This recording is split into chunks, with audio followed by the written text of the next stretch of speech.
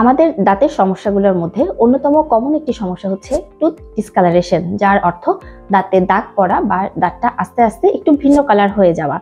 আমাদের টুথ ডিসকালারেশনের সবচেয়ে কমন কারণগুলোর মধ্যে পড়ে অতিরিক্ত পরিমাণে চা এবং কফি খাওয়া, carbonated beverage specially coca cola অথবা পেপসি খাওয়া, এবং সাথে অবশ্যই থাকবে ধূমপান। এছাড়া আমাদের কিছু ডিজিজ, জেনেটিক কন্ডিশনের কারণেও টুথ ডিসকালারেশন হতে পারে। কিছু ডেন্টাল ট্রিটমেন্ট, কিছু মেডিকেশন, এমনকি মাউথ ওয়াশের কারণেও দাঁতের কালার আস্তে আস্তে চেঞ্জ হয়ে যেতে পারে। আর অন্যতম আরেকটি কারণ আমরা বলতে পারি ডেন্টাল ক্যারিজ হওয়া, ট্রমা বা কোনো ধরনের অ্যাক্সিডেন্ট হওয়া ইত্যাদি।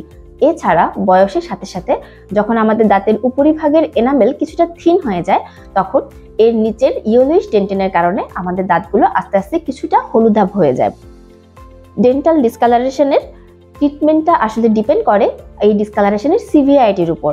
নর্মালি যদি মাইল্ড টু মডারেট এবং সুপারফিশিয়াল ডিসকালারেশনের জন্য আমরা নর্মালি স্কেলিং, পলিশিং, মাইক্রোঅ্যাব্রেশন ইত্যাদি করে থাকি। এছাড়াও আমাদের ডাইরেক্ট রেস্টোরেশন, ভিনিয়ার, কম্পোনিয়ার, এমনকি ক্রাউন পর্যন্ত করার প্রয়োজন হতে পারে।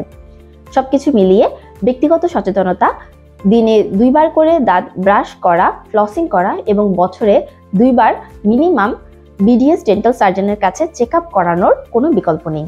ধন্যবাদ।